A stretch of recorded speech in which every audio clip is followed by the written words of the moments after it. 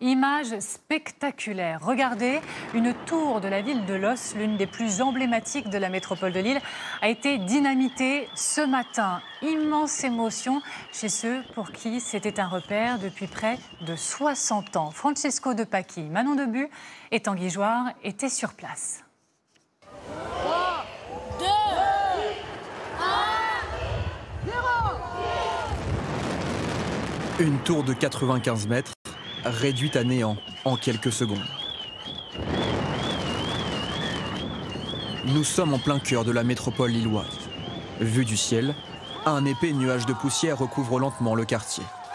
Un spectacle suivi au sol par de nombreux riverains, souvent très émus. C'est triste. C'est émouvant, c'est un symbole de la ville de Los, donc, et quand on y a vécu, c'est encore plus. Moi, j'ai vu construire la tour, j'avais 13 ans à l'époque. Et que c'est toute une vie qui part et qu'il y a beaucoup de Lossois justement qui ont la tristesse au cœur. Une opération préparée longtemps en amont. Une tonne d'explosifs installés à différents endroits de la tour il y a 2 jours et le départ il y a plusieurs mois de ses résidents. Tôt ce matin, ce sont les 1500 habitants des immeubles voisins qui ont dû évacuer leur domicile. Alors vous, c'est 4e, madame, hein, c'est ça? C'est un jour exceptionnel pour pas mal de monde. J'habitais une tour juste en face, voir s'il ne va pas avoir d'impact au niveau des carreaux, je ne sais quoi, parce qu'avec on ne sait jamais. Pourquoi cette démolition? Construite en 1968, la tour Kennedy était le plus haut immeuble d'habitation au nord de Paris.